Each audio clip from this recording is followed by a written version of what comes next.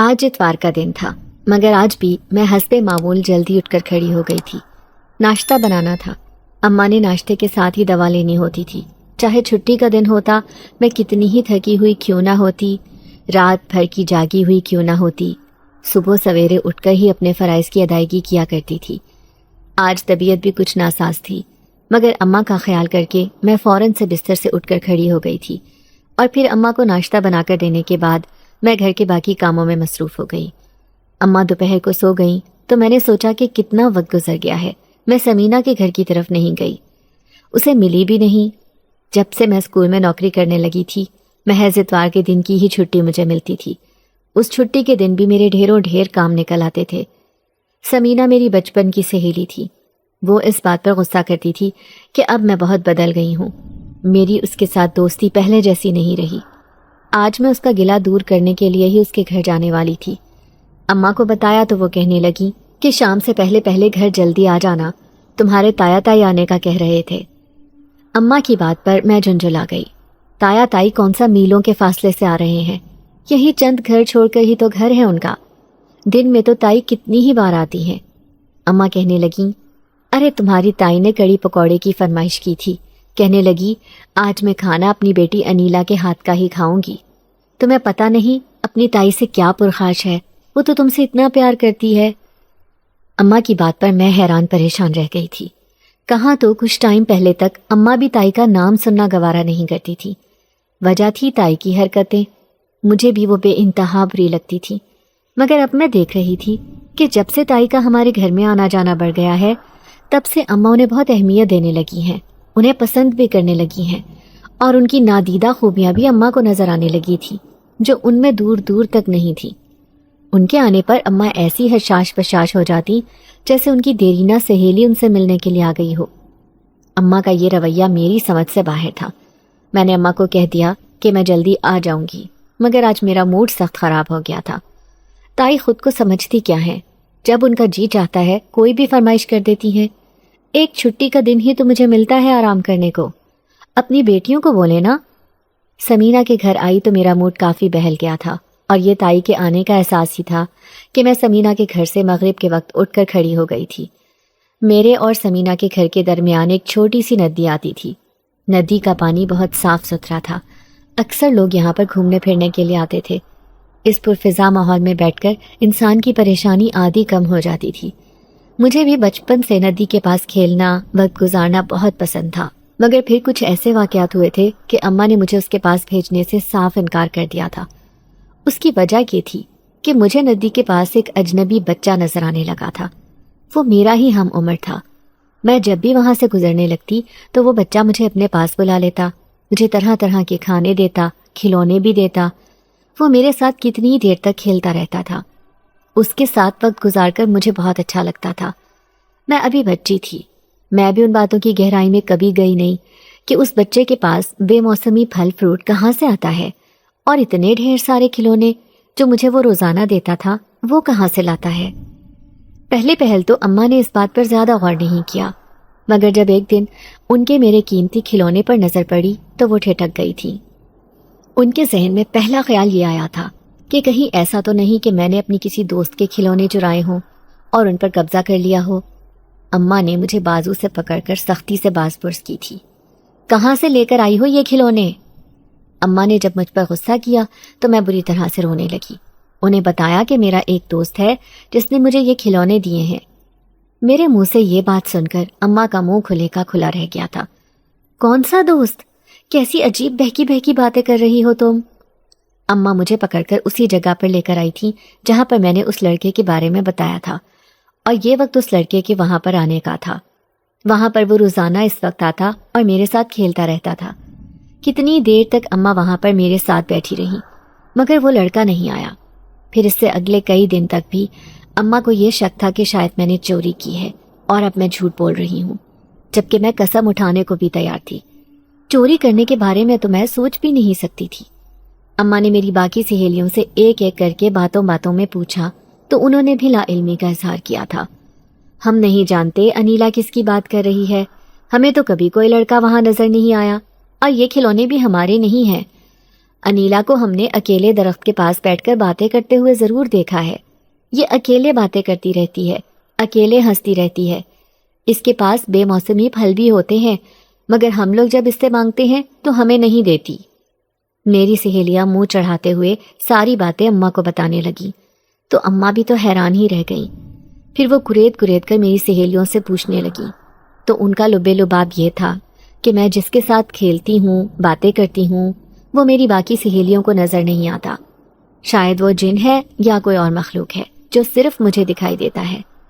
اس کے بعد مجھے اماں نے وہاں پر بھیجنے سے صاف انکار کر دیا تھا۔ آج کے بعد تم ندی کے پاس اکیلے نہیں جاؤ گی۔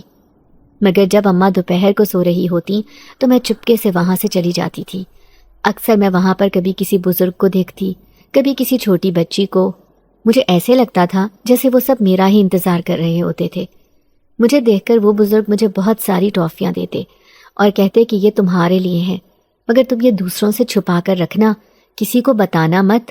یہ بات میں نے اماں کو تو نہیں بتائی تھی، مگر میں اپنی ساری سہیلیوں کو یہ بات بتاتی تھی کہ ایک بابا جی ہیں جو مجھ سے اتنا پیار کرتے ہیں، مجھے ڈھیر ساری چیزیں بھی کھانے کو دیتے ہیں۔ میرے پاس نت نئے کھلونے دیکھ کر بھی لڑکیاں بہت زیادہ حسد کرتی۔ وہ اماں سے میری شکایت بھی لگاتی تھی، اور یوں اماں نے اب اپنی نگرانی میں مجھے اسکول لے کر جانا اور واپس لانا شروع کر دیا تھا۔ اسکول کا راستہ چونکہ ندی کے پاس سے ہی گزرتا تھا، اس لیے میں حسرت سے اس درخت کی طرف دیکھتی تھی جہاں پر میں نے اتنا خوبصورت وقت گزارا تھا۔ اور پھر جوں میں وقت کی منازل طے کرتی گئی تو یہ ساری باتیں میری یادداشت کا حصہ بنتی گئی۔ اس کے بعد نہ تو میں نے کسی لڑکے کو دیکھا، نہ ہی کوئی غیر معمولی بات محسوس کی۔ اماں نے ایک گاؤں کے مولوی صاحب سے ایک تعویذ لے کر بھی میرے گلے میں ڈال دیا تھا۔ بڑا ہونے کے بعد میں نے وہ تعویذ اپنے گلے سے اتار دیا تھا۔ اکثر بچپن کی یادیں مجھے یاد آتی تو مجھے ہنسی آ جاتی تھی۔ اماں نے بھی معمولی سی بات کو کیا سمجھا تھا؟ ہو سکتا ہے کہ وہ گاؤں کا کوئی لڑکا ہو جو میرے ساتھ کھیلتا ہو۔ اماں نے تو اسے کوئی اور ہی مخلوق بنا دیا تھا۔ ایسا بھلا کیسے ممکن ہے؟ جنات کا اس دنیا میں کیا کام؟ میں ان کی باتیں سوچ سوچ کر ہنس پڑتی تھی۔ آج بھی جب میں ندی کے پاس سے گزرنے لگی تو وہی بچپن کی یاد میرے دماغ میں گونجنے لگی تھی۔ میرے لب آپ ہی آپ مسکرا رہے تھے۔ جیسے ہی میں اس درخت کے پاس سے گزرنے لگی تو ایک آواز سن کر میرے قدم گویا زمین میں جکڑ گئے تھے۔ میں حیران پریشان سی ادھر ادھر دیکھنے لگی تھی۔ آواز کسی بچے کی تھی جو مسلسل روئے جا رہا تھا۔ میں تو پریشان ہی ہو گئی۔ مغرب کا وقت ہونے والا ہے، سردی بھی بہت زیادہ بڑھ چکی ہے۔ ایسے میں یہ بچہ کون ہے اور یہاں پہ کیا کر رہا ہے؟ بچے کی آواز تو آ رہی تھی مگر وہ دکھائی نہیں دے رہا تھا۔ اب میں درخت کے آس پاس گھوم کر دیکھنے لگی مگر وہ بچہ کہیں نظر نہیں آ رہا تھا۔ پھر ایک باریک سی آواز مجھے سنائی دی کہ میں درخت کے اوپر ہوں۔ اب جب میں نے اوپر دیکھا تو وہاں پر ایک چھوٹا سا تقریباً 2 سال کا بچہ تھا جو سہمی ہوئی نظروں سے مجھے دیکھے جا رہا تھا۔ مجھے بے اختیار اس پہ پیار آ گیا۔ میں نے اس سے درخت سے نیچے اترنے میں مدد دی۔ تم کون ہو؟ میرے سوال پر وہ مزید ہراساں نظروں سے مجھے دیکھنے لگا تھا۔ وہ میرے ساتھ لپٹ گیا اور ارد گرد ایسی خوفزدہ نظروں سے دیکھنے لگا جیسے اس کے آس پاس کوئی ایسا انسان موجود ہو جس سے اس بچے کو خطرہ ہو۔ میں نے اسے اٹھا کر خود میں بھینچ لیا تھا اور پھر وہاں سے لے کر گھر آ گئی۔ راستے میں میں نے بچے سے پوچھا کہ کون ہو تم اور اس درخت پر کیسے چڑھے؟ کون لے کر آیا تمہیں؟ وہ رونے لگا، کہنے لگا میں نہیں جانتا، میں اپنی ماما کے ساتھ سو رہا تھا۔ جب میری آنکھ کھلی تو میں ایک جنگل میں تھا، وہاں پر بہت سارے جانور تھے، مجھے ان سے ڈر لگ رہا تھا۔ میں وہاں سے بھاگتے بھاگتے یہاں پر آ گیا، وہ جانور بھی میرے پیچھے یہاں تک آ گئے تھے۔ تب میں پھر بہت مشکل سے اس درخت کے اوپر چڑھ گیا۔ یوں ان جانوروں سے تو میری جان بچ گئی۔ جانور تو یہاں سے واپس چلے گئے مگر مجھے سمجھ نہیں آ رہی تھی کہ میں یہاں سے نیچے کیسے اتروں۔ میں نے بہت سارے لوگوں کو اپنی مدد کے لیے پکارا مگر کسی نے بھی میری مدد نہیں کی۔ مجھے بہت بھوک لگی ہے، کل سے کچھ بھی نہیں کھایا۔ وہ ایک بار پھر سے رونے لگا تو میں اسے دیکھ کر بری طرح بوکھلا گئی تھی۔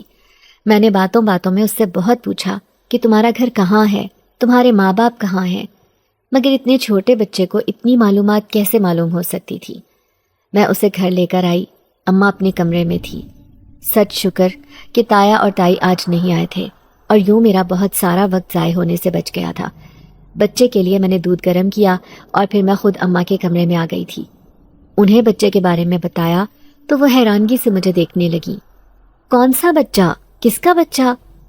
میں اس بچے کو لے کر اماں کے سامنے آ گئی۔ اماں، میں اس بچے کی بات کر رہی ہوں، ندی کے پاس والے درخت کے اوپر سے ملا ہے مجھے، پتہ نہیں کون اس کو لے کر آیا، شاید کسی نے اسے اغوا کیا، جنگل سے گزر کر کہیں اور لے کر جا رہا تھا اور یہ بچہ وہاں سے بھاگ نکلا۔ اماں کو یہ بات کسی طرح سے بھی ہضم نہیں ہو رہی تھی۔ ارے پتہ تو کرو کس کا بچہ ہے، ایسا نہ ہو کہ اس کے گھر والے اس کو ڈھونڈتے ہوئے یہاں تک آ جائیں اور تم پر ہی الزام لگا دیں کہ تم نے ہی بچے کو اغوا کیا ہے۔ اماں کے خدشات پر مجھے ہنسی آ گئی تھی۔ اماں، جب میں نے کوئی جرم نہیں کیا، کچھ غلط نہیں کیا، تو مجھے ڈر کس بات کا ہوگا؟ تم بھی زیادہ مت سوچا کرو۔ اچھی بات ہے اگر اس کے گھر والے اس کو ڈھونڈتے ہوئے یہاں تک آ جائیں تو میں اس بچے کو ان کے حوالے کر دوں گی۔ میں سوچ رہی ہوں میں مسجد میں مولوی صاحب سے اعلان بھی کروا دوں کہ اگر کسی کا بچہ گھر سے گم ہو گیا ہے تو وہ اس کی نشانی بتا کر لے جائے۔ اور پھر میں نے ایسا ہی کیا تھا۔ اماں نے بھی مشورہ دیا تھا کہ بچے کو اس کے گھر والوں کے حوالے کر دینا چاہیے۔ امام صاحب نے بھی اعلان کر دیا تھا، مگر اس کو لینے کے لیے کوئی بھی نہ آیا۔ ہفتہ پورا گزر گیا تھا۔ اب میں بھی اس بچے سے کافی زیادہ مانوس ہو گئی تھی۔ میرا بھی اسے خود سے دور کرنے کو دل نہیں چاہتا تھا۔ اماں کو بھی بچے سے بہت پیار ہو گیا تھا۔ اس دن جب تائی گھر آئیں تو وہ تو حیران رہ گئیں۔ بچے کا نام میں نے صفوان رکھا تھا۔ تائی کو بھی اس بات پر بہت اعتراض تھا۔ ارے اتنے چھوٹے سے بچے کی ذمہ داری لینے کی کیا ضرورت تھی؟ گاؤں میں کوئی عورت دیکھتی جو بے اولاد ہوتی تو اس کو دے دیتی، اس کی پیاسی ممتا سیراب ہو جاتی، یوں تمہیں بھی اس مصیبت سے چھٹکارا مل جاتا۔ اگر یہ بات شرجیل کو پتہ چلے تو اسے تو بہت بری لگے گی۔ جہاں پر تائی کی دوسری بات سن کر میں بری طرح چونکی تھی، وہیں پر امی بھی نظر چرانے لگی تھی۔ کیسی باتیں کر رہی ہو تم؟ ابھی ان باتوں کا وقت نہیں ہے، میں انیلا کو سمجھا لوں گی۔ مگر تائی کی باتوں سے میرے کان کھڑے ہو گئے تھے۔ اس وقت تو میں خاموش ہو گئی تھی، لیکن ان کے جانے کے بعد میں اماں کے سر ہو گئی تھی۔ مجھے سچ سچ بتائیں کہ یہ شرجیل کا کیا چکر ہے اور یہاں پہ اس کا کیا ذکر؟ وہ شرجیل کو تمہارے ساتھ بیاہنا چاہتی ہے۔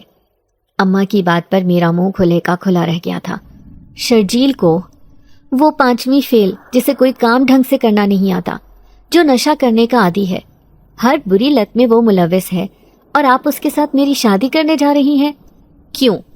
کیا آپ مجھ سے اتنی نفرت کرتی ہیں، اتنی تنگ آ گئی ہیں مجھ سے کہ مجھے کسی کے بھی حوالے کر دیں گی؟ میں بری طرح سے رونے لگی تھی۔ اماں چپ کی چپ تھی، پھر کہنے لگی، مجھے تو اس رشتے میں کوئی خامی نظر نہیں آ رہی، اچھا بھلا لڑکا تو ہے۔ اماں کے انداز تو مجھے پچھلے کئی دنوں سے چونکا رہے تھے، اور اب ان کی بات پر مجھے یقین نہیں آ رہا تھا کہ یہ میری وہی ماں ہے جو کل تک تو اسے بہت برا سمجھتی تھی، اب کہہ رہی ہیں کہ وہ میری شادی اس سے کرنا چاہتی ہیں۔ میں جب اپنے کمرے میں آئی تو میں بری طرح سے رو رہی تھی۔ صفوان میرے پاس آیا، وہ میرے آنسو پونچھتے ہوئے کہنے لگا، آپ اپنے دل کی مانیں، آپ کو کسی کی بات ماننے کی ضرورت نہیں ہے۔ اس چھوٹے سے بچے کو میں نے خود میں بھینچ لیا تھا۔ اتنا چھوٹا سا بچہ ہو کر کتنی سمجھداری والی باتیں کرتا تھا۔ ہمیشہ اس کی باتیں مجھے چونکا دیا کرتی تھی۔ شرجیل اور اماں کے بارے میں سوچتے سوچتے ہی میں سو گئی تھی۔ رات کے پچھلے پہر میری سرگوشی کی آواز پر آنکھ کھلی تھی۔ میرے حواس پوری طرح بیدار ہو گئے تھے۔ ذرا کی ذرا نظر اٹھا کر دیکھا تو میری چارپائی پر ایک عورت بیٹھی ہوئی تھی۔ اس عورت کے چہرے کے آگے دوپٹہ تھا، چہرہ غیر واضح تھا، اور وہ صفوان کے اوپر جھکی ہوئی اسے نہ جانے کیا کہہ رہی تھی۔ صفوان سو رہا تھا۔ پہلے تو مجھے لگا کہ شاید یہ میرا وہم ہے، شاید نیند میں ایک دم اٹھنے کی وجہ سے مجھے ایسا محسوس ہو رہا ہے، مگر اب جب میں نے آنکھیں مسل کر دیکھا تو بھی منظر ویسے کا ویسا ہی تھا۔ وہاں پر ایک عورت موجود تھی جو صفوان کے اوپر جھکی ہوئی تھی۔ غالباً وہ اسے لوری سنا رہی تھی۔ میرے منہ سے چیخ نکل گئی۔ تبھی وہ عورت ایک دم اپنی جگہ سے غائب ہو گئی۔ اب تو میرے منہ سے بے ساختہ چیخیں نکلنے لگی تھی۔ میری آواز سن کر صفوان بھی اٹھ گیا تھا۔ وہ ہراساں نظروں سے مجھے دیکھنے لگا۔ اماں بھی آواز سن کر میرے پاس آ گئی تھی۔ کیا ہو گیا ہے؟ تم اتنا چلا کیوں رہی ہو؟ کتنی دیر کے بعد جا کر میرے حواس بحال ہوئے تھے۔ میں اماں سے اس عورت کا ذکر کرنا چاہتی تھی، مگر تبھی میری صفوان کے چہرے پر نظر پڑی۔ وہ نفی میں سر ہلا رہا تھا، پھر میرے کان میں سرگوشی کرتے ہوئے کہنے لگا، آپ نے جو کچھ بھی دیکھا ہے وہ آپ اپنی اماں کو نہیں بتائیں گی؟ اس کی بات پر تو میرا منہ کھلے کا کھلا رہ گیا تھا۔ اماں کو میں نے یہ کہہ کر ٹال دیا کہ میں خواب میں ڈر گئی تھی۔ اماں بڑبڑاتے ہوئے وہاں سے جانے لگی۔ تم نے میری خواہ نیند خراب کر دی، اتنی اچھی نیند آ رہی تھی مجھے، اب پتہ نہیں دوبارہ آنکھ بھی لگے گی کہ نہیں۔ اب میں صفوان کی طرف متوجہ ہو گئی تھی۔ یہ سب کیا تھا صفوان؟ وہ عورت کون تھی اور اچانک سے غائب کیسے ہو گئی؟ اب صفوان معصومیت سے مجھے دیکھنے لگا۔ آپ کس عورت کی بات کر رہی ہیں؟ ارے وہی جو تمہارے اوپر جھکی ہوئی تھی اور جس کے بارے میں تم نے مجھے منع کیا کہ میں اماں کو نہ بتاؤں۔ میں نے تو آپ کو ویسے ہی کہا تھا کہ آپ اپنی اماں کو کچھ بھی بتا کر خوفزدہ مت کریں، پریشان مت کریں، اور وہ عورت جو بھی ہے وہ جلد ہی آپ کے سامنے آ جائے گی، آپ کو پتہ چل جائے گا۔ وہ میری طرف کروٹ بدل کر سو گیا تھا۔ میں نے ایک بار پھر سے اس کے چہرے کا رخ اپنی طرف موڑا، مگر اب اس کی آنکھیں بے انتہا سرخ ہو رہی تھیں۔ اس کی آنکھیں دیکھ کر میں بری طرح گھبرا گئی۔ کیا ہوا ہے تمہیں؟ وہ آنکھیں موند گیا۔ کچھ نہیں ہوا مجھے، آپ سو جائیں اور مجھے بھی سونے دیں۔ کمرے کی لائٹ آف کر دیں، روشنی میں مجھے نیند نہیں آتی، مجھے روشنی میں سونے کی عادت ہی نہیں ہے۔ اس کا رویہ، انداز، سب کچھ انوکھا لگ رہا تھا۔ آج سے پہلے تو وہ روشنی میں ہی سوتا تھا، اب اچانک سے کیا ہو گیا تھا اسے؟ مجھے وہیں جمع دیکھ کر وہ قدرے اونچی آواز میں کہنے لگا، آپ کمرے کی لائٹ آف کر دیں، مجھے ایسے نیند نہیں آ رہی۔ تب مجبوراً میں نے کمرے کی لائٹ آف کر دی، مگر میرا دل زور زور سے دھڑک رہا تھا۔ اس قدر خوف مجھے آج محسوس ہو رہا تھا جو میں نے آج سے پہلے کبھی محسوس نہیں کیا تھا۔ آخر یہ سب کیا ہو رہا تھا؟ بار بار میرے ذہن میں یہی سوال آ رہا تھا کہ آج صفوان کا رویہ اتنا عجیب کیوں ہے، اور وہ عورت کون تھی جو اچانک سے غائب ہو گئی تھی؟ باقی کی رات میری آنکھوں میں کٹی تھی۔ سحری کے وقت جا کر میں سوئی تو پھر اماں کے اٹھانے پر ہی میری آنکھ کھلی تھی۔ دیکھا تو صفوان گہری نیند سو رہا تھا۔ ناشتہ بنا کر میں اسکول میں آ گئی تھی۔ پورا دن میں یہی سوچتی رہی۔ میری ساتھی ٹیچرز بھی آج مجھے گمسم دیکھ کر سوال کیے بغیر نہیں رہ سکی تھی، اور یوں میں نے انہیں بھی ڈال دیا تھا۔ میں کسی کے ساتھ اپنے دل کی یہ بات نہیں کرنا چاہتی تھی۔ پہلے ہر بات میں اپنی دوست رابعہ کو ضرور بتاتی تھی، اور وہ بھی اپنی کوئی بات مجھ سے نہیں چھپاتی تھی، مگر یہ بات تو میں نے رابعہ کو بھی نہیں بتائی تھی۔ میں خود ذہنی طور پر الجھی ہوئی تھی، کچھ سمجھ نہیں پا رہی تھی۔ ایسے میں رابعہ کو بھی کچھ بتا کر میں اسے الجھانا نہیں چاہتی تھی۔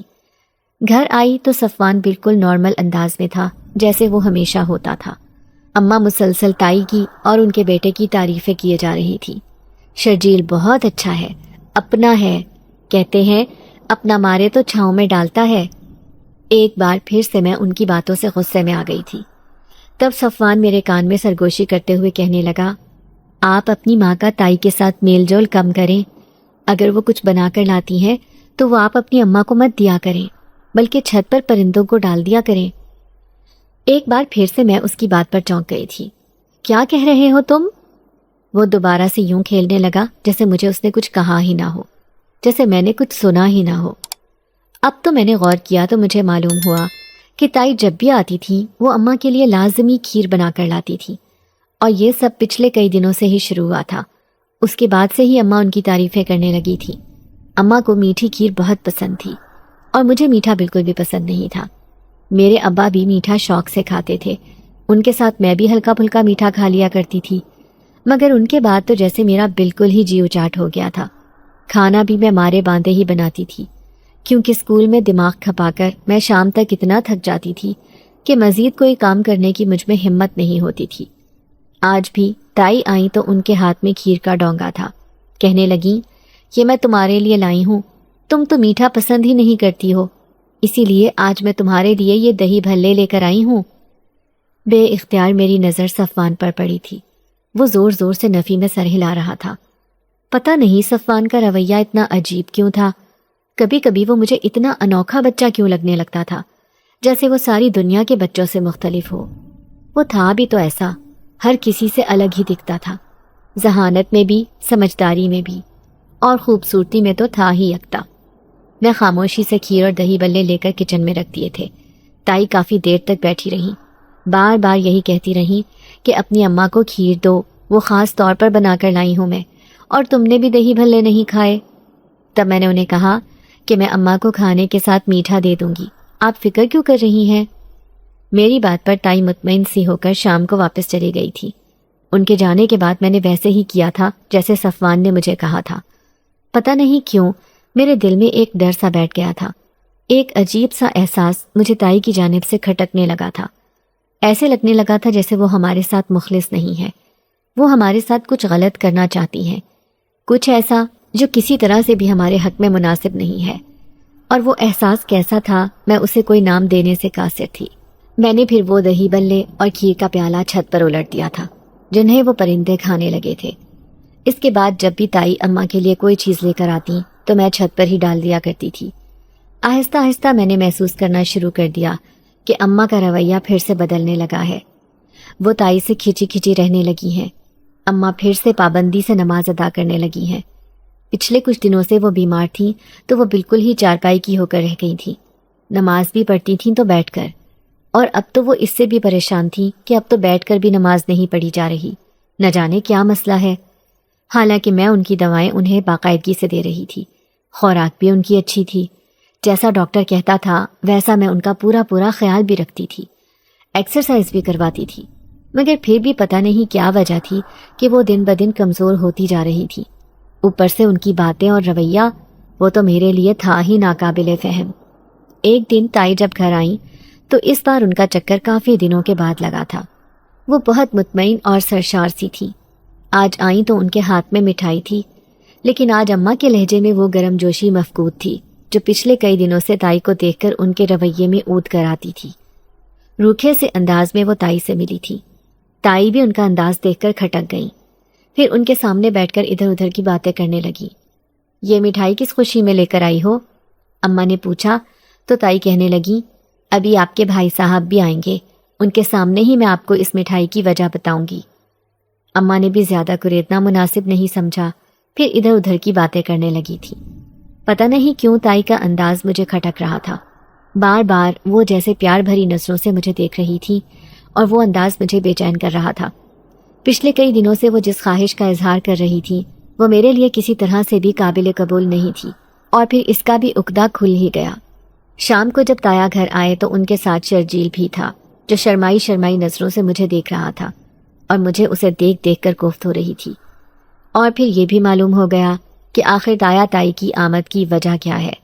کہنے لگے کہ ہم انیلا کا ہاتھ مانگنے کے لیے آئے ہیں۔ ان کا یہ کہنا ہی تھا کہ امی برہم ہو گئی۔ آپ نے کیا سوچ کر یہ بات کی ہے بھائی صاحب؟ میری بچی کو دیکھیں، کہاں وہ کہاں آپ کا بیٹا۔ یہ اپنی ذمہ داری اٹھانے کے قابل نہیں ہے تو میری بیٹی کی ذمہ داری کیسے اٹھائے گا؟ تایا تائی کو اماں کے اس رویے کی امید نہیں تھی۔ تائی بھی ایک دم سے غصے میں آ گئی اور پھر باتیں سناتی ہوئی وہاں سے چلی گئی۔ تائی دھمکیاں دینے لگی کہ میں تم لوگوں کے ساتھ وہ کروں گی جو ہمیشہ یاد رکھو گے۔ تم نہیں جانتے میرے بیٹے کی بے عزتی کر کے تم نے کتنا برا کیا ہے۔ میں دیکھوں گی کہ تمہاری بیٹی کو کون بیاہنے آتا ہے۔ وہ تو چلی گئی، لیکن اماں کا رویہ مجھے پاگل کر دینے کے لیے کافی تھا۔ کہاں تو وہ کچھ دن پہلے تک مجھے شرجیل کے لیے قائل کر رہی تھی اور کہاں خود ہی انہیں انکار کر دیا تھا، مگر میرا دل مطمئن تھا کہ میری اس سے جان چھوٹ گئی۔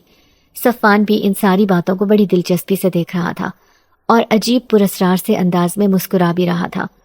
اس کی مسکراہٹ بھی بہت انوکھی تھی، آنکھوں میں جیسے سارے جہان کے اسرار کے رنگ پوشیدہ تھے۔ میں سر جھٹک کر رہ گئی۔ مجھے چھٹی تھی۔ صفوان کہنے لگا، میں آپ کے ساتھ ندی پر جانا چاہتا ہوں، کافی دن ہو گئے ہیں ہم گھر سے باہر نہیں نکلے۔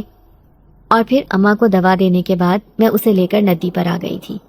وہ ندی کنارے بیٹھ کر پانی میں چھوٹے چھوٹے کنکر پھینکنے لگا تھا اور میں بھی پاس واک کر رہی تھی۔ وہاں پر خوبصورت سے خرگوش تھے، سفید رنگ کے، نرم اور ملائم۔ میں صفوان کو آوازیں دینے لگی، یہاں آؤ، دیکھو کتنے پیارے خرگوش ہیں، مگر صفوان تو جیسے میری آواز سن ہی نہیں رہا تھا۔ پھر جب میں وہاں پر آئی تو صفوان اپنی جگہ سے غائب تھا۔ میں پریشان ہو گئی، صفوان کہاں ہے؟ میں اسے آوازیں دینے لگی مگر وہ اپنی جگہ سے غائب ہو چکا تھا۔ مجھے ڈر تھا کہ کہیں وہ ندی میں گر تو نہیں گیا۔ میں بری طرح سے رونے لگی تھی، پریشانی سے میرا برا حال تھا۔ میں نے سوچا کہ میں گھر جا کر کسی کو بولتی ہوں کہ وہ ندی میں اتر کر دیکھے۔ میں بار بار صفوان کی خیریت کی دعائیں مانگ رہی تھی، ساتھ رو بھی رہی تھی۔ جب گھر آئی تو وہ گھر میں سامنے کھیل رہا تھا۔ مجھے دیکھ کر پراسرار سے انداز میں مسکرایا۔ میں نے اسے خود سے لپٹا لیا۔ کہاں چلے گئے تھے تم؟ وہ کہنے لگا کہ آپ وہاں سے غائب ہو گئی تھی، مجھے لگا شاید آپ گھر آ گئی ہیں، اسی لیے میں گھر آ گیا۔ پتہ نہیں کیوں آج جب وہ مجھ سے کھو گیا تو مجھے لگنے لگا تھا کہ اس بچے کے بغیر رہنا میرے لیے ناممکن ہے۔ ایک عجیب سی عادت مجھے اس کی پڑ گئی تھی۔ پورا دن میں اسے خود سے لپٹائے رہی۔ کچھ دن بعد تائی آئیں تو پھر سے ان کے لہجے سے گویا شہد ٹپک رہا تھا۔ وہ اماں کے لیے پھر کھیر بنا کر لائی تھی۔ اصرار کرنے لگی کہ آپ ابھی کے ابھی یہ کھیر کھائیں، مگر اماں کسی طرح سے بھی ان کی بات ماننے پر تیار نہیں تھی۔ کہنے لگی، میرا دل نہیں چاہ رہا، رکھ دو، جب دل چاہے گا میں لے لوں گی۔ مگر تائی کا کہنا تھا کہ نہیں نہیں، میں اپنے ہاتھوں سے تمہیں کھلاؤں گی، آخر کو تم میری بہن ہو۔ اور تبھی صفوان وہاں پر گیا، ایک جھٹکے سے ان کے ہاتھ سے ڈونگا لیا اور دور پھینک دیا۔ تائی کو صفوان کا انداز بہت برا لگا تھا۔ اماں بھی حیران پریشان رہ گئی تھی اور مجھے بھی صفوان سے اتنی بدتمیزی کی امید نہیں تھی۔ یہ کیا حرکت ہے صفوان؟ میں نے اسے ڈانٹا تو اس نے مجھے ایسی نظروں سے دیکھا کہ میں اپنی جگہ پر تھم کر رہ گئی۔ اس کی آنکھیں سرخ انگارہ ہو رہی تھی، بہت غصے میں لگ رہا تھا۔ وہ تائی کو گھورے جا رہا تھا۔ تائی نے اسے مارنے کے لیے ہاتھ بڑھایا تو صفوان نے ان کا ہاتھ پکڑ لیا۔ ایک چھوٹے سے بچے میں نہ جانے اتنی طاقت کیسے آ گئی تھی کہ تائی اس سے اپنا ہاتھ چھڑوانے کی کوشش کر رہی تھی، مگر صفوان ان کا ہاتھ نہیں چھوڑ رہا تھا۔ اس کی گرفت مضبوط تھی، آنکھوں سے بھی گویا جلال ٹپک رہا تھا۔ تائی کا ہاتھ جس جگہ سے صفوان نے پکڑا تھا وہاں سے اس ساری جگہ سرخ ہو گئی تھی۔ تائی کے چہرے پر تکلیف کے آثار نظر آنے لگے تھے۔ میں اپنی جگہ سے اٹھی۔ صفوان، یہ کیا کر رہے ہو؟ چھوڑو ان کا ہاتھ۔ صفوان کی گرفت سے میں نے انہیں بہت مشکل سے آزاد کروایا تھا۔ ایسے لگ رہا تھا جیسے صفوان کا ہاتھ نہیں بلکہ لوہے کی آہنی گرفت ہو جس نے تائی کو بری طرح سے گھائل کر لیا تھا۔ وہ ڈر گئی تھی، اپنا ہاتھ مسلتے ہوئے فوراً وہاں سے اٹھی اور پھر گھر واپس چلی گئی۔ مجھے نہ جانے کیوں صفوان سے ڈر لگنے لگا تھا۔ امی بھی حیرت سے یہ سارا منظر دیکھ رہی تھی۔ صفوان بھی اچانک سے باہر چلا گیا تو امی نے مجھے اشارے سے اپنے پاس بلایا۔ مجھے یہ بتاؤ کہ یہ بچہ تمہیں کہاں سے ملا تھا؟ پوری بات بتاؤ۔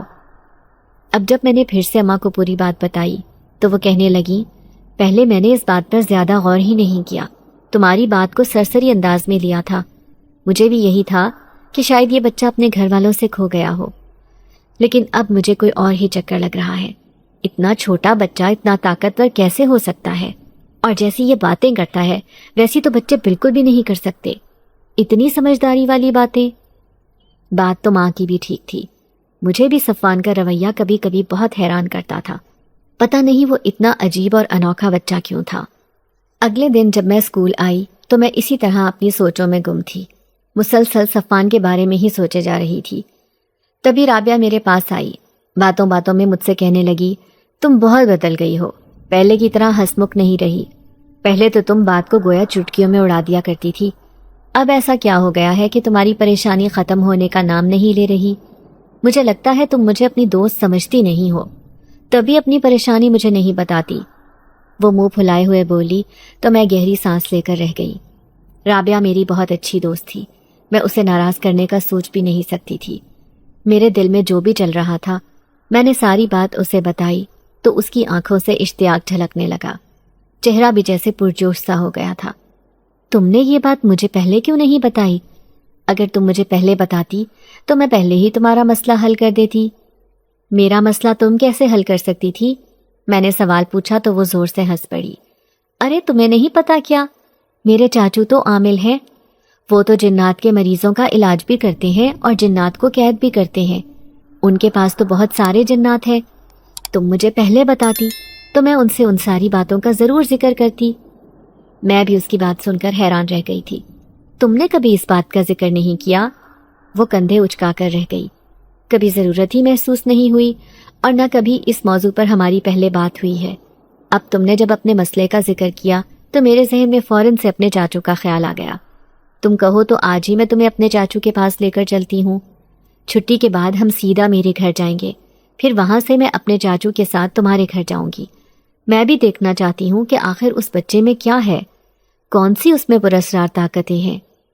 چھٹی کے بعد میں رابعہ کے ساتھ اس کے گھر چلی گئی تھی، مگر میرا دل بری طرح سے دھڑک رہا تھا۔ بار بار کسی انہونی کا احساس ہو رہا تھا، ایسے لگ رہا تھا جیسے میرا رابعہ کے گھر جانا صحیح نہیں ہے۔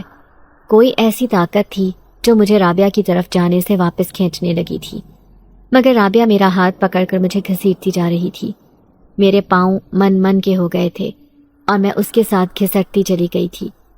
جب میں اس کے گھر پہنچی تو گھر والوں نے بہت اچھے سے میرا خیر مقدم کیا تھا۔ رابعہ اکثر میرے بارے میں باتیں کرتی رہتی تھی اور اس کے گھر والے بھی مجھ سے ملنے کا اشتیاق رکھتے تھے۔ پھر اس کے چاچو سے بھی ملاقات ہو گئی تھی۔ میں نے انہیں ساری بات بتائی کہ کس طرح سے مجھے صفوان اس درخت کے پاس سے ملا تھا، اور پھر تائی کے بارے میں انہیں بتایا تو یہ سن کر تو ان کے چہرے پر سوچ کی پرچھائیاں لہرانے لگیں۔ وہ مجھے کہنے لگے، مجھے تمہارے ساتھ تمہارے گھر چلنا چاہیے، کہیں ایسا نہ ہو کہ تم لوگ کسی مصیبت میں پڑ جاؤ۔ مجھے لگتا ہے کہ وہ بچہ پراسرار ہے، عام بچوں جیسا نہیں ہے، میں تمہارے ساتھ چلتا ہوں۔ یوں وہ دونوں میرے ساتھ آ گئے تھے۔ میں نہیں جانتی تھی کہ میرا یہ فیصلہ صحیح تھا یا غلط، مگر رابعہ کے کہنے پر میں نے جو کیا اس پہ بعد میں مجھے بہت پچھتانا پڑا تھا۔ جب گھر آئی تو میں نے ان لوگوں کو اماں کے کمرے میں بٹھایا تھا۔ صفوان کے بارے میں پوچھا تو اماں کہنے لگیں کہ وہ اپنے کمرے میں سو رہا ہے، جا کر دیکھو اسے۔ میں نے پورا گھر چھان مارا، صفوان کا کہیں اتا پتہ نہیں تھا۔ میں حواس باختہ سی اماں کے کمرے میں آئی۔ اماں، صفوان تو کہیں بھی نہیں ہے، کیا آپ کو یقین ہے کہ وہ گھر میں ہی تھا، وہ کہیں باہر نہیں گیا؟ اماں کہنے لگیں، تم لوگوں کے آنے کے بعد دروازہ میں نے خود ہی کھولا ہے، ابھی تھوڑی دیر پہلے ہی میں اسے کمرے میں سلا کر آئی ہوں، وہ باہر کیسے جا سکتا ہے؟ وہ تو دروازہ بھی خود سے نہیں کھول سکتا۔ بات ان کی بھی صحیح تھی، مگر وہ پھر تھا کہاں؟ تب رابعہ کے چاچو کہنے لگے، اس کے استعمال کی کوئی چیز میرے پاس لے کر آؤ، میں تمہیں بتاتا ہوں کہ وہ بچہ کہاں ہے۔ میں اس کے استعمال کے پہنے ہوئے کپڑے ان کے پاس لے کر آئی تو وہ انہیں اپنے سامنے رکھ کر کچھ پڑھنے لگے تھے۔ کافی دیر تک وہ آنکھیں بند کر کے پڑھتے رہے اور پھر آنکھیں کھولیں تو نفی میں سر ہلانے لگے۔ ہمیں دیر ہو گئی ہے، وہ بچہ یہاں سے چلا گیا ہے اپنی دنیا میں، اب شاید وہ کبھی آپ کو نہیں مل سکتا۔ ان کی باتوں پر میں حیران پریشان رہ گئی۔ کون سی دنیا میں؟ کہاں چلا گیا؟ تب وہ مجھے کہنے لگے، وہ جنات کا بچہ تھا، یہاں پہ کیوں رہ رہا تھا میں اس بارے میں کچھ نہیں جانتا، اس سوال کا جواب تو اس کے پاس ہی ہوگا، مگر اتنا مجھے معلوم ہے کہ وہ کوئی عام انسان نہیں تھا۔ ہو سکتا ہے کہ وہ دوبارہ کبھی آپ کو نظر نہ آئے، اسے میرے آنے کا پتہ چل گیا تھا، تبھی وہ اپنی دنیا میں چلا گیا۔ ان کی بات پر میرا خون خشک ہو گیا تھا، میں بری طرح سے بے چین ہو گئی تھی۔ مجھے تو صفوان کے بغیر رہنے کی عادت ہی نہیں تھی، صبح جب تک اسے دیکھ نہ لیتی تب تک مجھے چین نہیں آتا تھا، رات کو اپنے پاس ہی سلاتی تھی، اب میں اس کے بغیر کیسے رہوں گی؟ تبھی مجھے اپنی تائی کی طرف خیال گیا تو ان کی باتوں کے بارے میں نے ذکر کیا جو مجھے بہت عجیب لگتی تھی۔ وہ مجھے کہنے لگے کہ جس برتن میں وہ کھانا لے کر آتی تھی وہ برتن لا کر دو۔ پھر میں نے وہ برتن ان کے سامنے لا کر رکھے، وہ پھر سے پڑھنے لگے تھے۔ اب انہوں نے مجھے جو بات بتائی تھی وہ کسی طرح سے بھی یقین کرنے کے قابل نہیں تھی۔ وہ مجھے کہنے لگے کہ تمہاری تائی کسی سے تم لوگوں پر عمل کروا رہی تھی، اس کھانے کے ذریعے سے، اور تمہاری اماں سے بات منوانے کے لیے ہی وہ انہیں تعویذ بھی پلا رہی تھی تاکہ وہ تمہارا رشتہ ان کے نکمے بیٹے کو دے دیں۔ وہ جانتی تھی کہ اس کے بغیر ان کا یہ کام کبھی بھی نہیں ہو سکتا، کیونکہ تم ایک پڑھی لکھی برسر روزگار لڑکی ہو، جبکہ ان کا بیٹا ایک نکما لڑکا ہے۔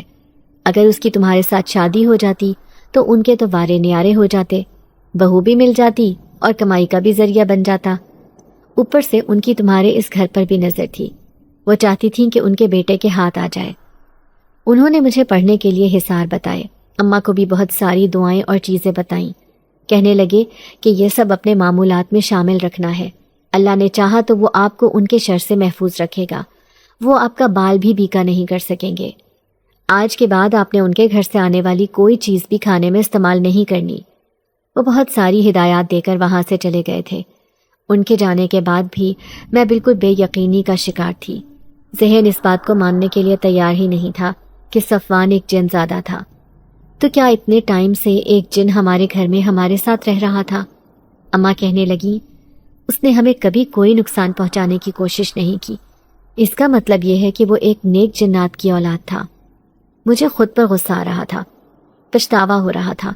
اگر میں رابعہ سے اس بات کا ذکر نہ کرتی تو صفوان کبھی مجھ سے دور نہ ہوتا، اب نہ جانے کبھی وہ مجھے ملے گا بھی یا نہیں۔ میں اسے یاد کر کر کے روتی رہتی، دعائیں مانگتی رہتی کہ ایک بار وہ میرے سامنے آ جائے، مجھے بتائے کہ آخر وہ کہاں چلا گیا اور کیوں اسے ہم لوگوں سے خطرہ تھا؟ تائی کے گھر سے آئی ہوئی چیز بھی میں نے اور اماں نے استعمال نہیں کی تھی، خاموشی سے اٹھا کر چھت پر ڈال دیتے تھے۔ آہستہ آہستہ تائی نے بھی ہمارے گھر میں آنا جانا کم کر دیا تھا۔ وہ بھی جیسے یہ حقیقت جان گئی تھی کہ کچھ بھی کر لیں، میری شادی ان کے بیٹے کے ساتھ نہیں ہو سکتی۔ ایسا کوئی دن نہیں تھا جب میں صفوان کو یاد کر کے روئی نہ ہوں۔ اس دن عشاء کی نماز پڑھنے کے بعد جب میں دعا مانگ رہی تھی تو میرا ذہن ایک بار پھر سے صفوان کی جانب چلا گیا تھا۔ میں پھر سے یہ دعا مانگنے لگی کہ مجھے اس کے بارے میں اطلاع مل جائے کہ وہ خیریت سے ہے یا نہیں۔ جیسے ہی میں دعا مانگ کے فارغ ہوئی تو میں نے ایک عجیب منظر دیکھا۔ میرے کمرے میں ایک طرف دھواں سا بڑھنے لگا تھا۔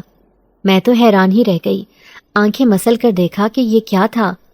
تبھی پھر اس دھوئیں نے ایک انسان کی شکل اختیار کر لی۔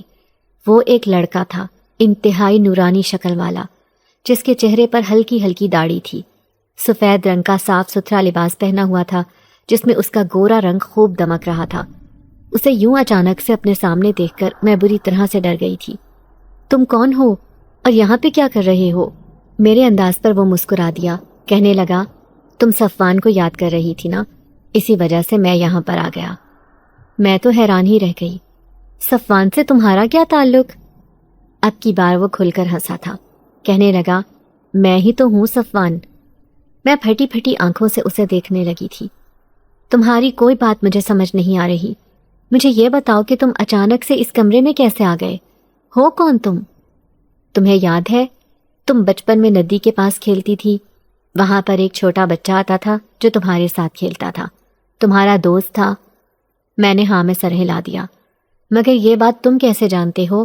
یہ بات تو اماں کو معلوم تھی یا پھر میری قریبی سہیلیوں کو، مگر اب تو وہ لوگ بھی یہ بات بھول گئے تھے۔ یہ لڑکا جسے زندگی میں پہلی بار دیکھ رہی تھی یہ بات کیسے جانتا تھا؟ وہ لڑکا میں ہی ہوں۔ میں اسی درخت کے اوپر رہتا تھا، میرا نام صفوان ہے، میں ایک جن زادہ ہوں۔ میں بچپن سے ہی تمہارے ساتھ ساتھ رہ رہا ہوں۔ پہلے تو میں تم پر اپنی موجودگی کو ظاہر کرتا تھا، مگر جب تم نے اس بات کا شور مچانا شروع کر دیا، سب لوگوں کو پتہ چل گیا کہ تمہارے آس پاس کوئی ہے، تب میں نے تمہارے سامنے آنا چھوڑ دیا تھا۔ مگر ہر وقت میں تمہارے ارد گرد رہتا تھا، تمہیں اپنی موجودگی کا احساس دلانا چھوڑ رکھا تھا میں نے۔ میں نہیں چاہتا تھا کہ ہمارے درمیان کوئی ظالم سما جائے جو ہمیں ایک دوسرے سے دور کر دے۔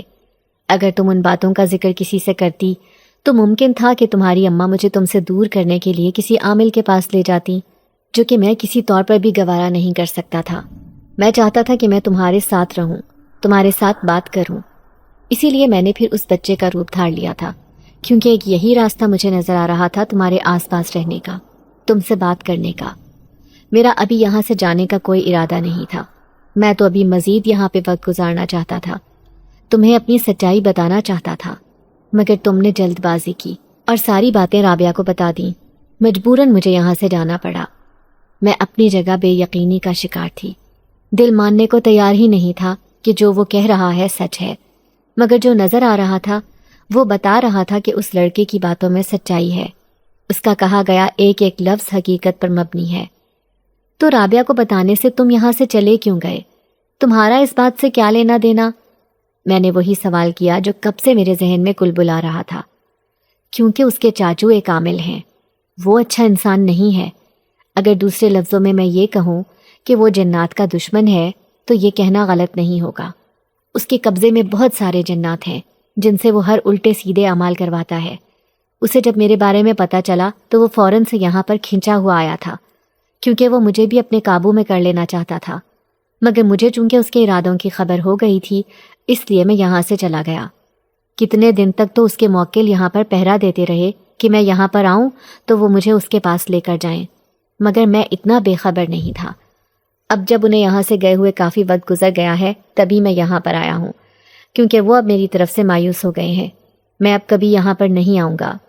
اس کی بات پر میرے ہونٹوں پر مسکراہٹ پھیل گئی تھی، دل میں اطمینان بھی بڑھ گیا تھا کہ وہ میری بے وقوفی کی وجہ سے کسی نقصان سے دوچار نہیں ہوا تھا۔ اگر وہ اس عامل کی قید میں چلا جاتا تو یہ بات میں کسی طرح سے بھی برداشت نہیں کر پاتی۔ اب میں بالکل ہلکی پھلکی سی ہو گئی تھی، صفوان کی حقیقت بھی مجھے معلوم ہو گئی تھی اور سارے سوالوں کے جواب بھی مل گئے تھے۔ اب میں رابعہ سے محتاط ہو کر ہی بات کرتی تھی۔ وہ اکثر مجھ سے کریدنے والے انداز میں کہتی کہ صفوان دوبارہ تمہارے گھر آیا؟ تم نے اسے دیکھا؟ تب میں آنکھوں میں آنسو لا کر نفی میں سر ہلا دیتی۔ وہ شاید اب کبھی نہیں آئے گا، وہ اس دنیا سے بہت دور چلا گیا ہے، جبکہ حقیقت یہ تھی کہ وہ میرے آس پاس ہی تھا۔